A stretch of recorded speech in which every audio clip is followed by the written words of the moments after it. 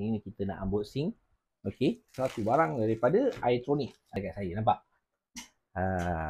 Wi-Fi modem untuk SIM card. Tu kan selalunya guna fiber. Sekarang famous fiber lah, Unify. Dan sekarang kita guna yang SIM card untuk orang yang tak nak kontak lah. Betul tak?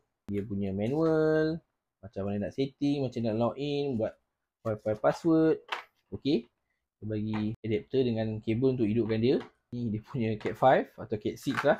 Okay, SIM card kita dalam ni. Dan nanti bila kita SIM card, kita akan testing lah.